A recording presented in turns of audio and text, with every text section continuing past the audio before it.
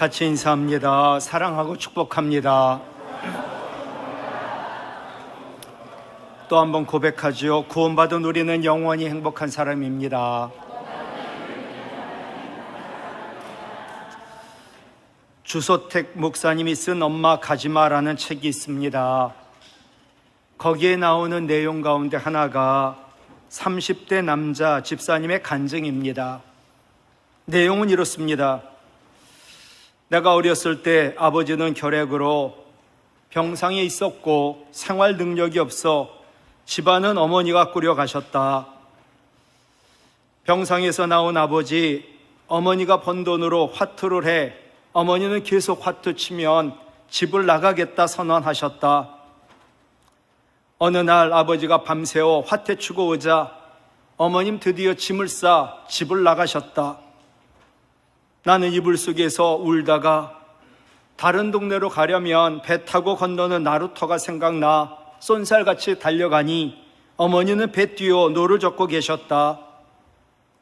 그런데 나의 루터에 배에 밧줄이 남아있어 그 밧줄 잡고 소리쳤다. 엄마 가지마, 엄마 가지마. 얘야 엄마는 간다. 빨리 집으로 들어가라. 배가 멀어지니 밧줄 잡은 내 몸은 강으로 점점 빠져 들어갔다. 내 몸이 허리춤까지 강물에 빠지자 어머니는 더 이상 가시지 못하고 배를 저어 무트로 나와 나를 안고 우셨다. 그날 이후 나는 누구를 깊이 사랑하면 그 사람이 나를 버리고 떠날 것 같은 불안감이 생기기 시작했다. 그러나 성인이 되어 그 후 기도 중에 밧줄 잡고 강물로 들어갈 때 내 옆에 계신 예수님을 보았고 엄마와 내가 강가에서 울고 있을 때 엄마와 나를 품에 안고 계신 예수님을 보았다. 이후로 나는 사랑하는 사람이 나를 버리고 떠날 것 같은 불안감에서 해방되었다. 우리 하나님 아버지는 자녀의 우리를 결코 버리거나 떠나지 아니하십니다. 오늘 본문의 여호수아, 모세를 잊기에는 턱없이 부족한데 하나님 그를 모세의 후계자로 삼고 말씀합니다. 두려워하지 마라, 떨지 마라, 낙심하지 마라. 내가 너를 떠나지 아니하고 버리지 아니하고 너와 함께 있을 것이다. 그리고 반드시 내가 형통하리라. 저는 형통이란 단어를 너무 좋아합니다. 형통은 고난과 환난이 없다는 게 아닙니다. 고난과 환난이 있는데 그 중에서 잘 되는 것이 형통입니다. 오늘 말씀 첫 번째 형통의 비결은 하나님이 함께 하시는 것뿐입니다.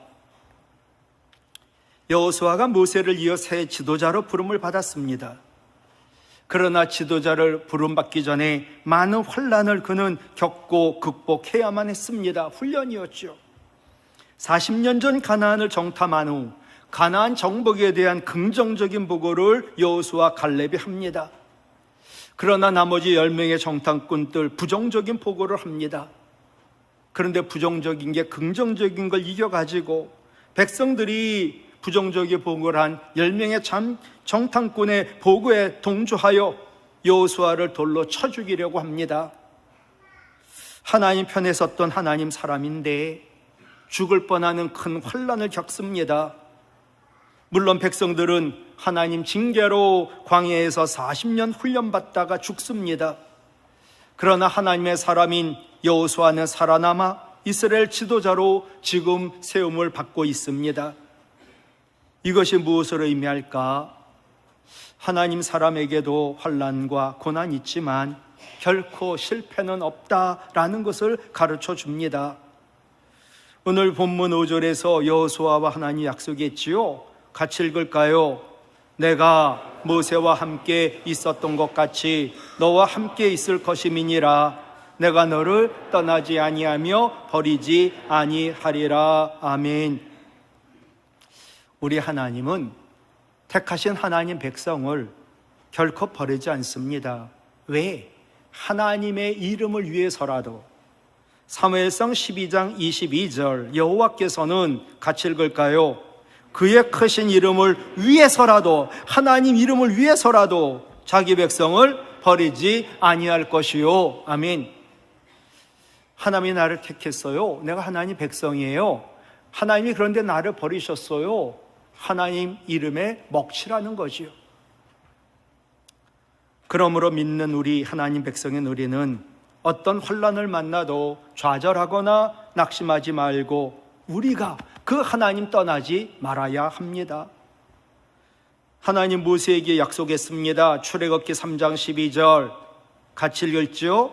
내가 반드시 모세 너와 함께 있으리라 약속하셨고 실제로 함께 있으셨던 것처럼 여호수아에게도 함께 있겠다고 약속하셨고 또 여호수아와 함께 하셨습니다.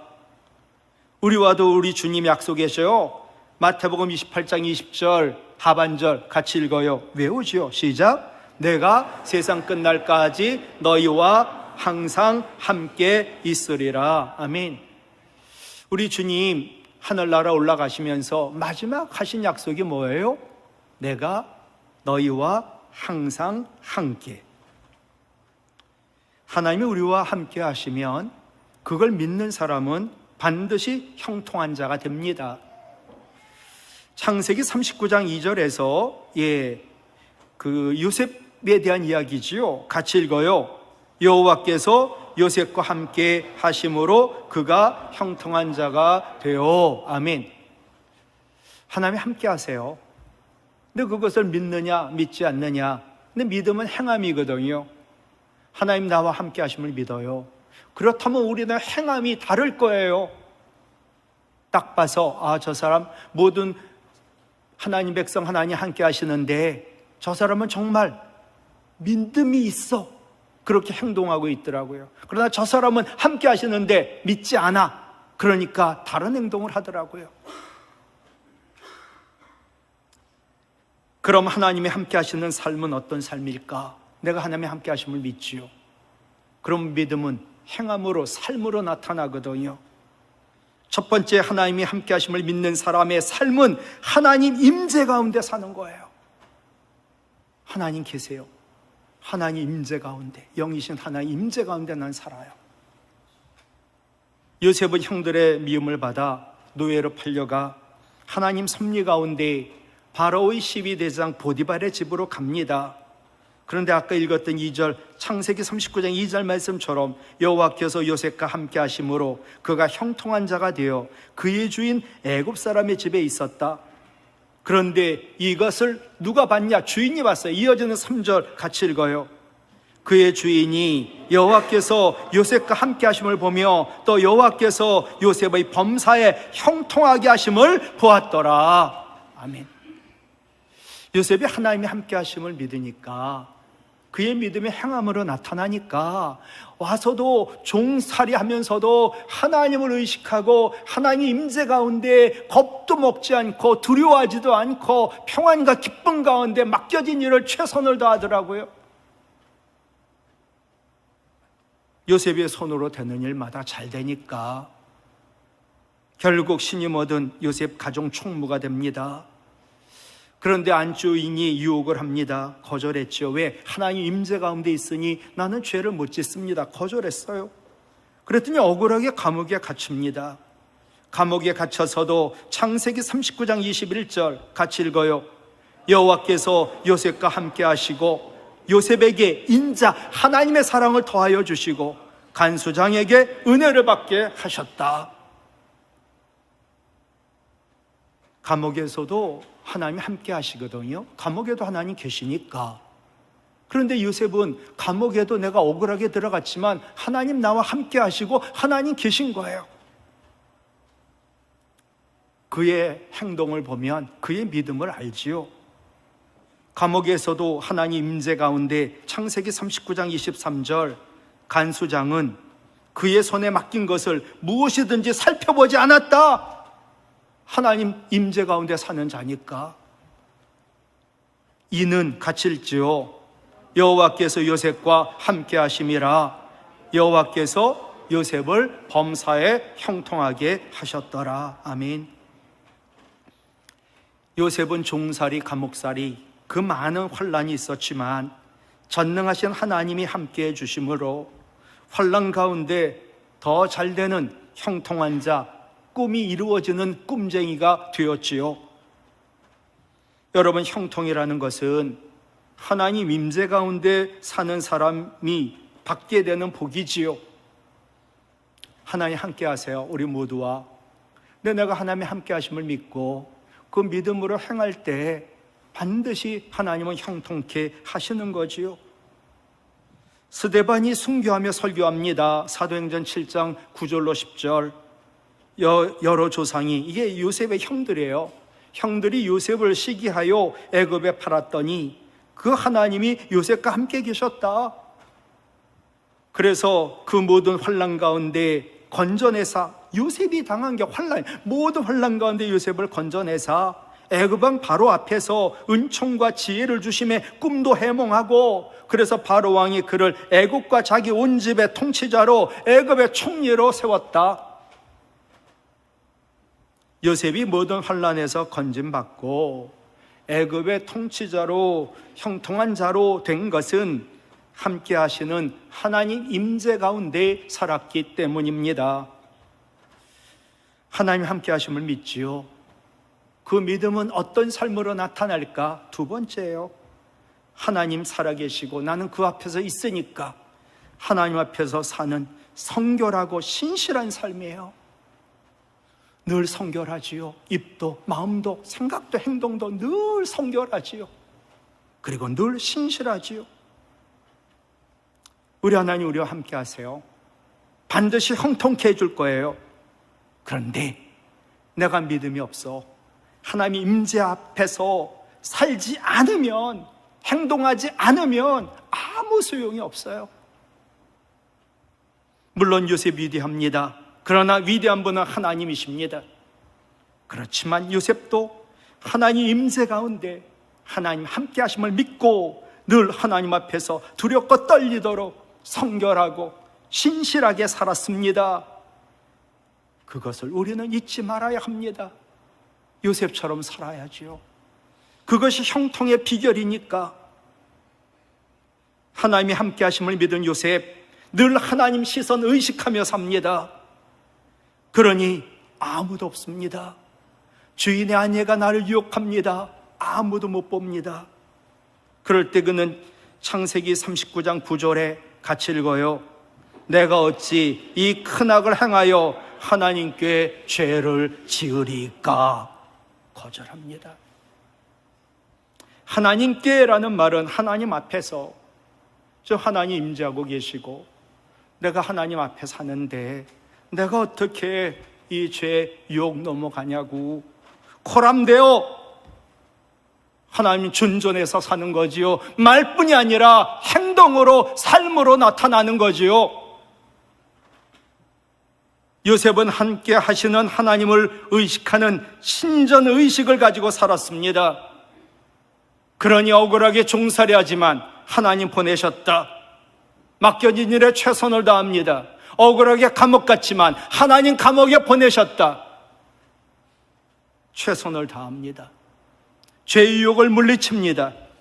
모든 환난 가운데도 잘되는 형통한 자가 되었습니다. 이유는 하나, 코람데오, 하나님 존전에서 살았으니까.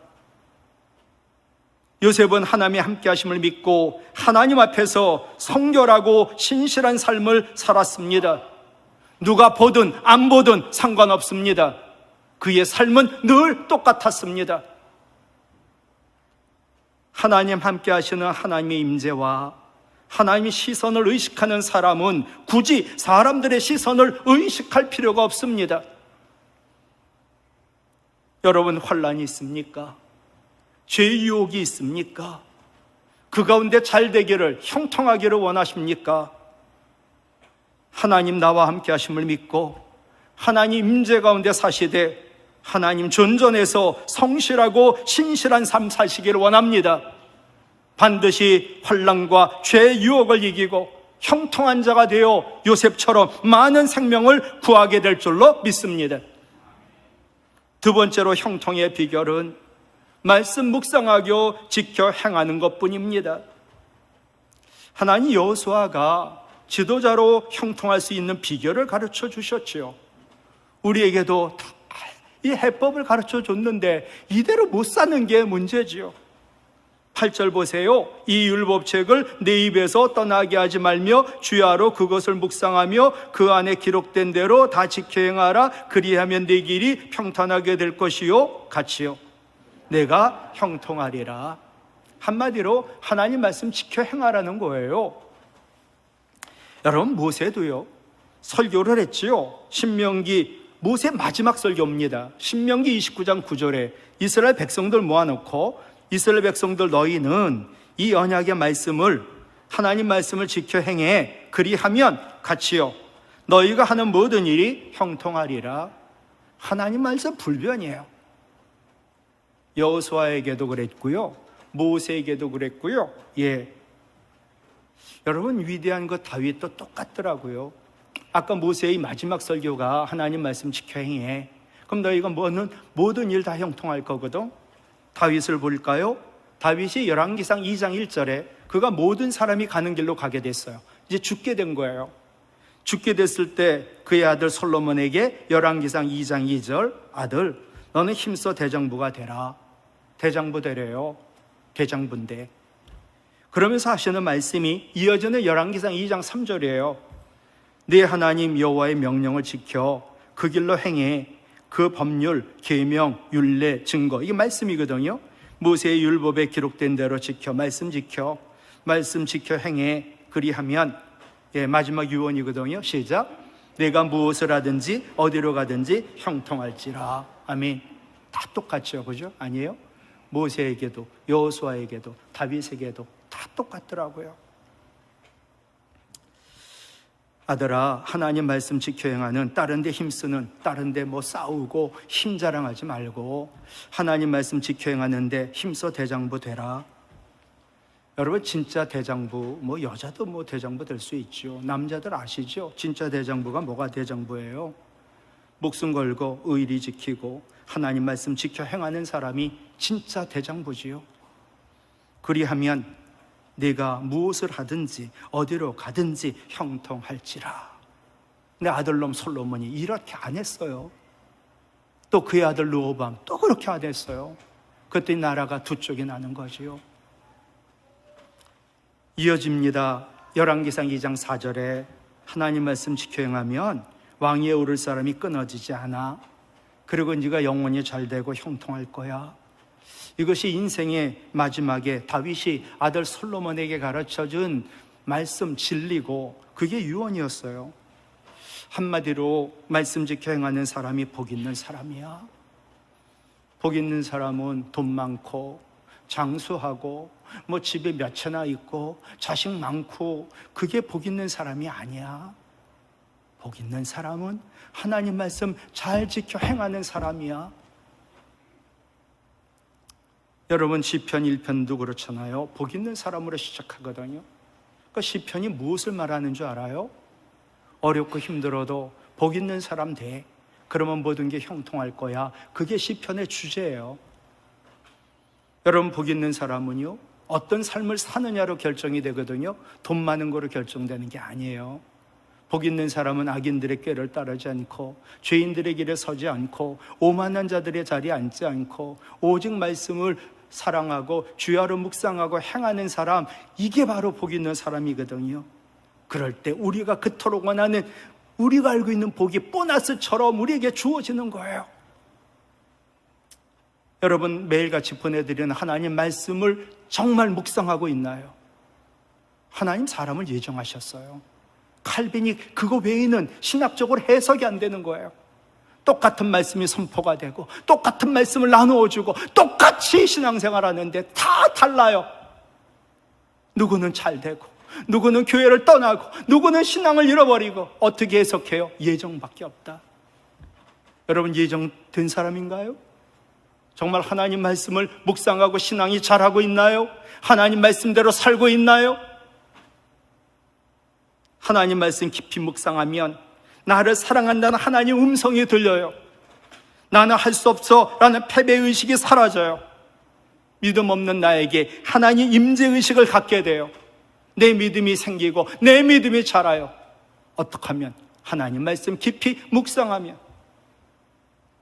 이런 복이 있는 사람은 보너스로 시편 1편 3절에 시냇가에 심은 나무가 철달에 열매가 맺힌 같이 하는 모든 일이 형통하다. 스펄전 목사님 성경에 세어봤나 봐요. 하나님이 약속하신 복이 32,500개래요. 하나님 말씀 지켜 행하면 복의 바다에서 헤엄쳐 사는 것과 같아요. 복이 늘 따라다니지요. 하는 모든 일이 형통하지요. 신명기 28장 1절 하나님 말씀 지켜 행해 모든 민족에게 뛰어날 거야. 2절로 6절 하나님 말씀 지켜 행해 복이 너에게 임할 거야. 따라다닐 거야. 들에서도 성읍에서도 복이 따라다니고 자녀와 토지의 소산이 복이 따라다니고 짐승과 우아양의 새끼가 복이 따라다니고 너의 떡반죽 그릇 광주리까지 복이 따라다니고 내가 나가도 들어와도 복이 따라다닌단다. 7절에 너를 죽이려고 해치려고 하는 적들이 한 길로 왔다가 모두 그들은 7갈래 길로 도망가고 너는 승리할 것이다. 하나님 말씀 지켜 행하면 형통합니다. 전 세계 무역센터 총재, 믿음의 대장부 이기돈 박사 장로님이세요. 참 훌륭한 분이세요. 얼마나 간증을 많이 하고 다녔는지 세계적인 분. 이분이 영국으로 유학을 갔어요. 딱 부모님이 해준 게 편도, 서울에서 런던까지 비행기표. 공항에서 봉투를 하나 주길래 비행기 안에서 봤죠. 이게 돈이 많이 들어있겠다. 아무리 봐도 없어요. 종이 쪽에 하나 있고, 이게 수표가 떨어졌나? 막 뒤졌더니, 승무원이 오더니, fasten belt, 벨트 매라고. 벨트 풀고 막 수표 떨어진 줄 알고, 돈이 없었어요. 오로지 편지 조각 하나. 아들, 하나님 함께 하셔. 그리고 너를 도와줄 거야. 말씀 지키고 행해. 반드시 너 형통할 거야. 무일푼이에요. 가고 싶은 대학 옥스퍼드 찾아갔지요. 아무도 몰라요. 여리고성 돌듯이 이틀 동안 캠퍼스를 돌았어요. 웬 동양아이가 매일같이 저렇게 돌고 있나? 기도드리고 학장님 만나러 갔어요. 비서가 무슨 일로 왔냐고. 난 학장님 만나고 싶다고. 안 된다고. 약속도 안 하고. 아이가 와가지고 계속 돌아요. 3일째 교종을 돌아요. 비서가 보고 있어요. 도대체 제가 왜 저러지? 그래갖고 불쌍해가지고 학장님 만날 수 있도록 해줬어요. 학장님도 옥스퍼드에서 공부하고 싶다고. 그러자 학장이 얘기합니다. 옥스퍼드가 얼마나 학비가 비싼지 아냐? 그리고 너 실력이나 되냐? 저 실력 없지만 공부하러 배우려 왔다고. 돈은 있냐? 돈도 없다고. 장학금 주면 내가 공부할 수 있지 않겠냐고. 말도 안 됩니다. 실력 증명도 안 됐지요. 이 아이 거주지가 없어요. 숙직할 곳이 없어요. 그러니까 너를 입학도 못 시키고 장학금도 못 줘.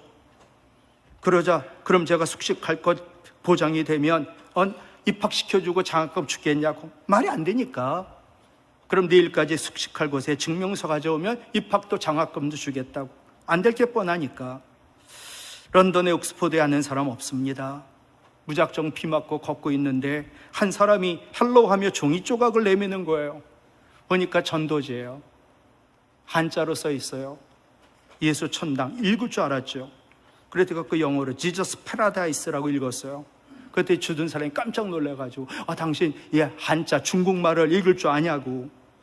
그가 누구였냐 하면 케임브리지 대학 미션 선교에서 나온 분이에요. 워낙 거기도 중국 애들이 많고 사람이 많으니까 중국 사람들에게 전도하려고 전도지 나누어주는 이제 중국어를 아는 사람들을 찾고 있었어요. 기도하고. 근데 이 사람이 읽었잖아. 어쨌든 한자를.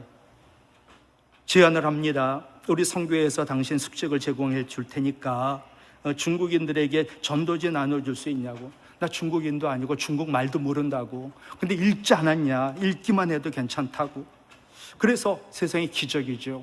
숙식을 할 수 있는 선교회 방을 보증서로 얻어가지고 그 다음날 일찍 옥스퍼드 대학으로 달려가 학장님한테 보여주고 입학 허가 받고 약속한 장학금 받고 이분이 옥스퍼드 대학 다니게 되었습니다. 말이 돼요? 말이 돼요? 하나님이 나와 함께 하신다. 나 돈도 없고 백도 없고 사람도 없는데.